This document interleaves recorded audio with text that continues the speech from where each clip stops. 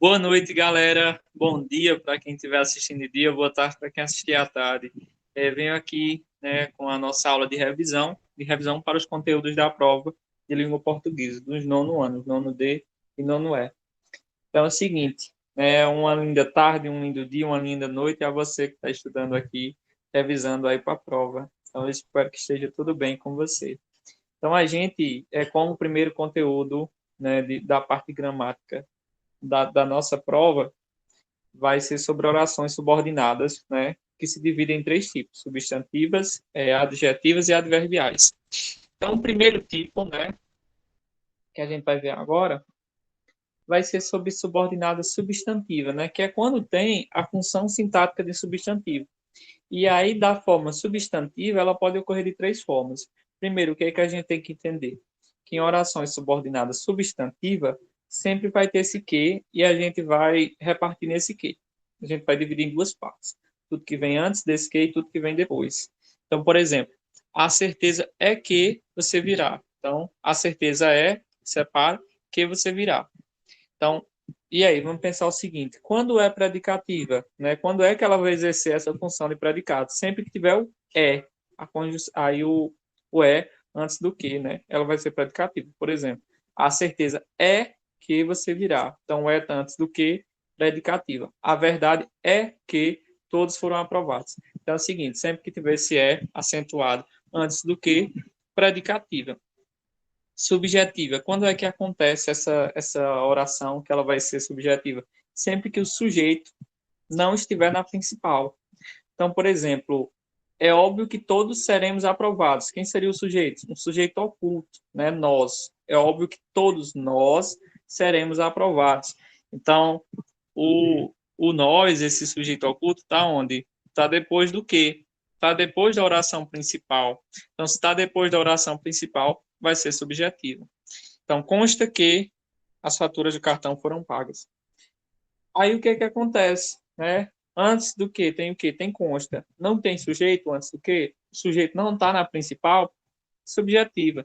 Então, você vai direto na principal. Se o sujeito não estiver na principal, é subjetivo, certo? Então, sempre que o sujeito estiver fora da principal, subjetivo, tá? E a positiva, como é que eu identifico que essa oração é apositiva? Sempre que tiver aposto. Então, aposto é um termo explicativo que é separado. Então, ele vai ser separado, nesse caso aí, pelos dois pontos. Então, sempre que você vê dois pontos, vai ser um aposto. Então, todos temos um só desejo, que passemos no vestibular. Então, é o seguinte, a gente vê aí os dois pontos, né, que separa esse aposto. Então, que passemos no vestibular é um aposto. Então, essa oração vai ser subordinada a positiva. Sempre que tiver o é, predicativa. Sempre que o sujeito estiver fora da principal, subjetiva. E sempre que tiver o aposto, ou seja, os dois pontos separando, vai ser apositivo. Olhou os dois pontos, apositivo. E aí, a gente também tem as funções de objeto direto, objeto indireto e completiva nominal. Então, o que seria objeto direto e indireto? Seria um complemento do verbo. Então, por exemplo, né, vamos pensar aí. Desejo que vocês sejam felizes. Então, o verbo é desejo, né, desejar. E a gente vai pensar assim: quem deseja, deseja algo, né? Ninguém fica sem desejar nada, deseja alguma coisa, né? É um verbo que precisa de um complemento. E qual seria o complemento desse verbo? Que vocês sejam felizes. Desejo o quê? Desejo que vocês sejam felizes. Então vai ser o complemento, o objeto do verbo. Esse objeto vai ser de forma direta, por quê? Porque não tem preposição. Então não vai ter de, não vai ser mi, não vai ter mi. Então se não tem preposição, direto.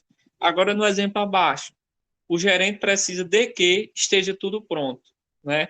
Então a gente tem, né, precisa, quem precisa de algo, ou seja, um verbo que necessita de complemento, de que, ou seja, a gente já vê aí a preposição de. Então sempre que tiver essa preposição, objeto indireto. E completiva nominal. Então o que que a gente vai analisar? Temos aí tenho certeza que passaremos. Então é o seguinte, quando é que ela vai ter essa função de complemento nominal?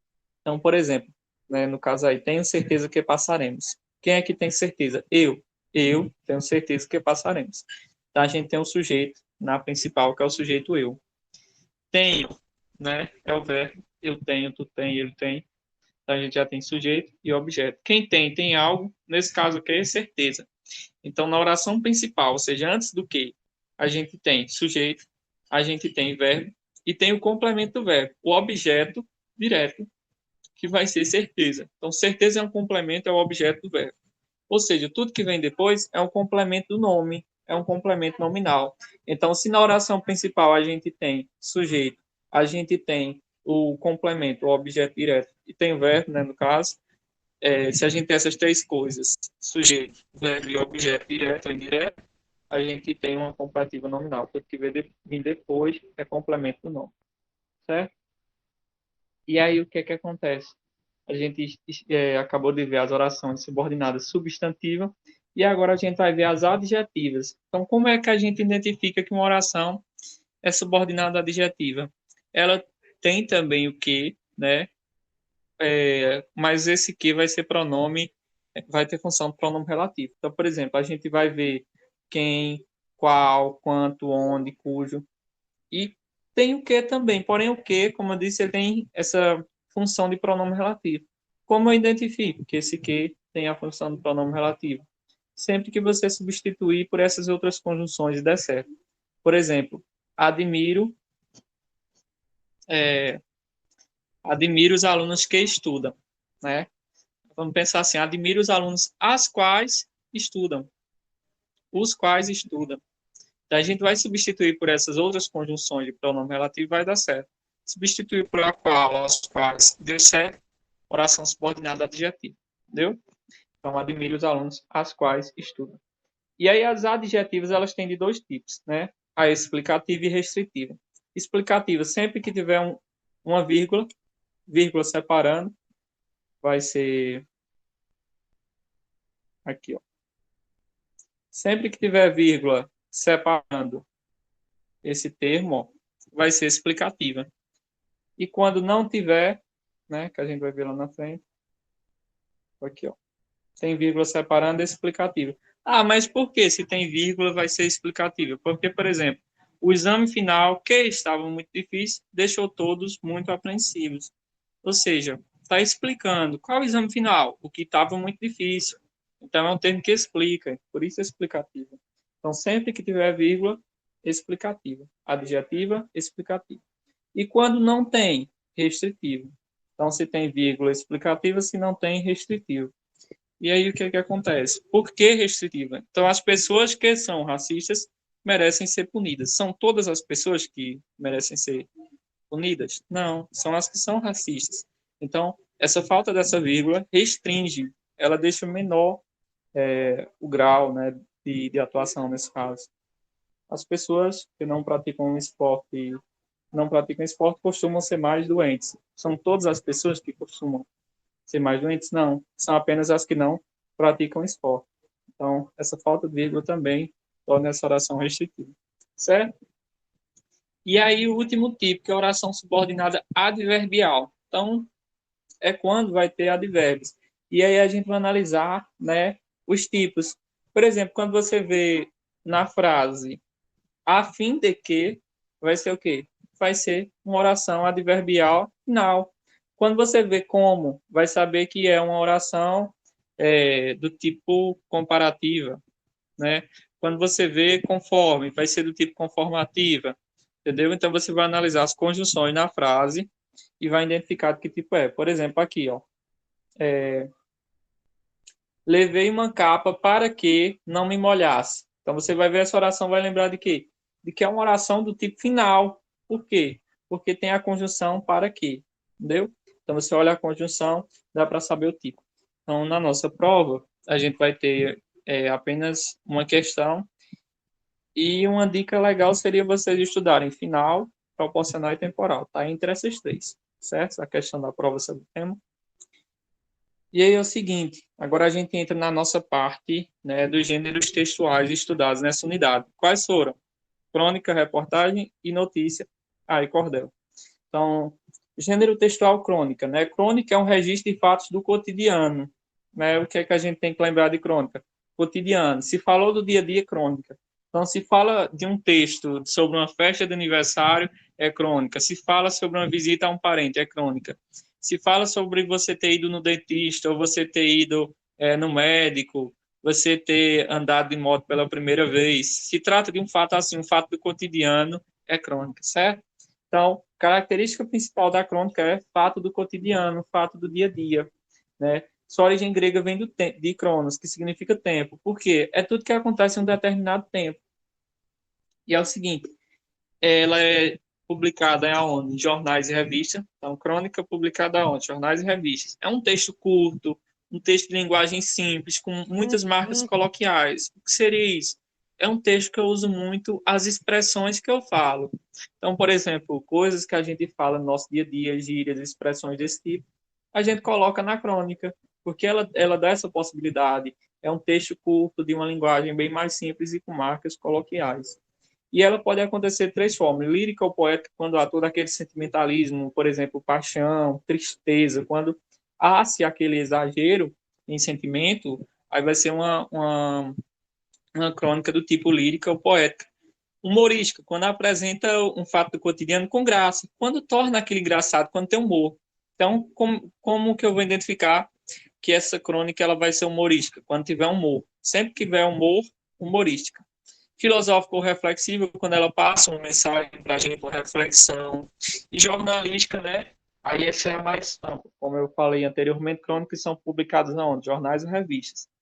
E ela trata de quê? Fatos do cotidiano. Então, dependendo do fato, por exemplo, se vai ser um jogo de bola, se vai ser sobre política, aí esse fato vai ganhar uma roupagem nova. Vai ser uma crônica jornalística de policial, crônica policial, uma crônica esportiva, uma crônica política, entendeu? Então, tem essas variações. Reportagens. Então, o que é que acontece? Reportagem, né, apresenta assuntos de interesse da população, como saúde, educação, política, meio ambiente, tornando possível uma atuação constante do leitor em relação a vários assuntos. Então, aí, o que é que a gente tem que entender? Como a reportagem é diferente de notícia. Então, notícia é um gênero textual, o objetivo, assim como o da reportagem, né, é informar fatos do dia a dia, porém, né, ela tem uma característica, que ela é mais breve, ela é mais sucinta. Então, se eu chego aqui e digo fulaninho morreu, eu dei uma notícia, né? Agora, se eu descrevo com detalhes, usando a opinião de pessoas, descrevendo tudo o que aconteceu, se torna uma reportagem. Então, a notícia é um fato resumido e reportagem é uma coisa bem mais aprofundada. E a notícia geralmente é publicada onde? Em TV aberta ou blogs. Em TV aberta que a gente vê os jornais. Então, a gente vê essa diferença, por exemplo, os jornalistas, né, eles dão o quê? Dão notícia. Essas notícias eles dão geralmente de forma muito rápida, porque a notícia é sucinta, ela é curtinha. Então, em 30 segundos ele deu uma notícia. Agora, por exemplo, Roberto Cabrini, que é um repórter investigativo, às vezes ele passa de uma hora falando apenas de um determinado tema. Por quê? Porque a reportagem é mais aprofundada. Então, elas têm basicamente as mesmas características, porém a notícia é uma coisa mais curta, mais resumida, a reportagem é uma coisa mais aprofundada, certo?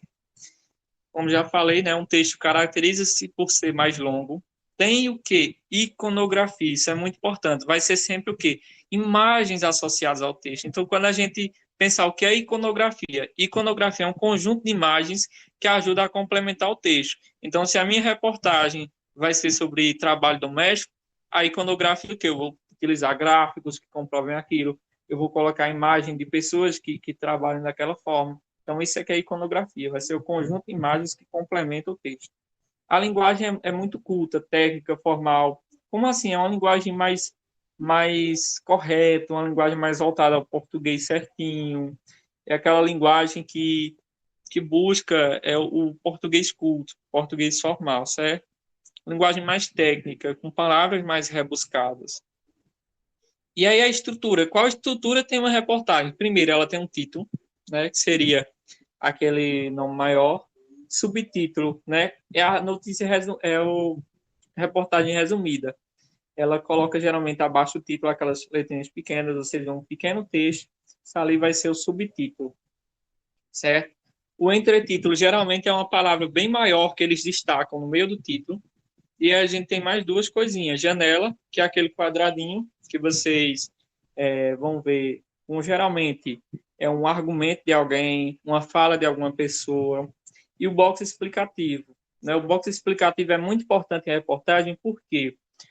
porque é um texto, como eu já falei, um texto mais culto, a linguagem mais correta, portanto, tem palavras que são difíceis da nossa compreensão. Então, esse box explicativo, ele surge com o quê? Com informações suplementares, como geralmente definição de conceitos, definição, às vezes, de palavras difíceis. Então, vai trazer o quê? Por exemplo, o glossário vai trazer o quê? Definição de palavras difíceis, certo? Significado dessas palavras difíceis. Cordel. A literatura de cordel é uma manifestação literária tradicional da cultura popular brasileira. E a gente vê mais aonde esse cordel? Aqui na região Nordeste. Por que cordel? Porque geralmente são pendurados em cordões, em feiras, né? Ou seja, os livrinhos pendurados em cordões. Qual a linguagem do cordel? Geralmente coloquial, ou seja, com expressões do dia a dia, com expressões locais e regionais. Por exemplo, fulou, né? A gente vê palavras que não tão adequadas ao português, mas que são coisas que falam-se no dia a dia. Então, tem essa linguagem coloquial. Geralmente é acompanhada de estilogravura. O que é estilogravura? São essas imagens abaixo, ó.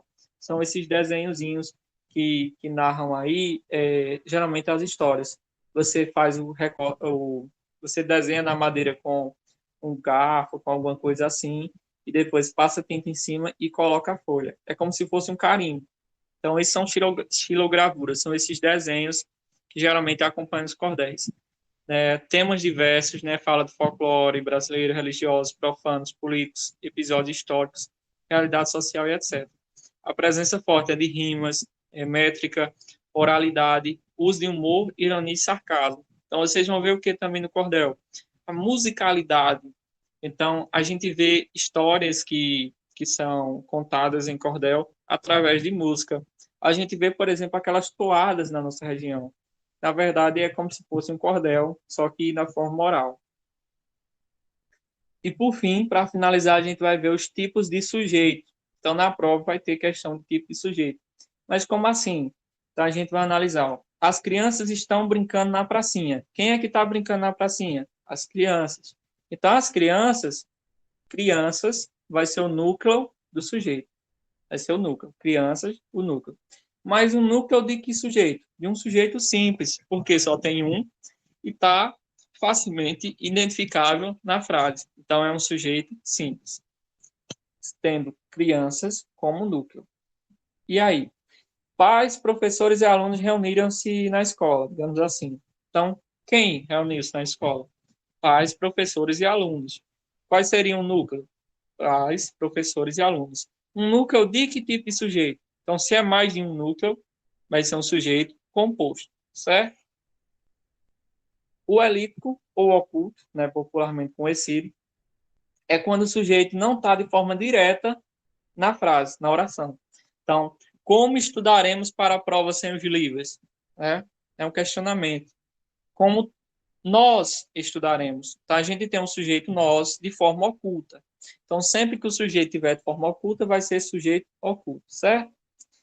E como é que a gente identifica se o sujeito é indeterminado? Sempre que terminar na terceira pessoa do plural, sempre que acrescido o pronome se e sempre que o verbo estiver no infinitivo pessoal. Então, comumente, ou seja, na maioria das vezes, como é que a gente vê? Com o se no final. Sempre que tiver o se, você vai lembrar que é indeterminado, ok? E obrigado a todos que assistiram até aqui. Eu desejo a vocês uma ótima prova e vai dar tudo certo, ok? Forte abraço e tenham um bom dia, tenham uma boa noite, boa tarde, como for. Fiquem bem.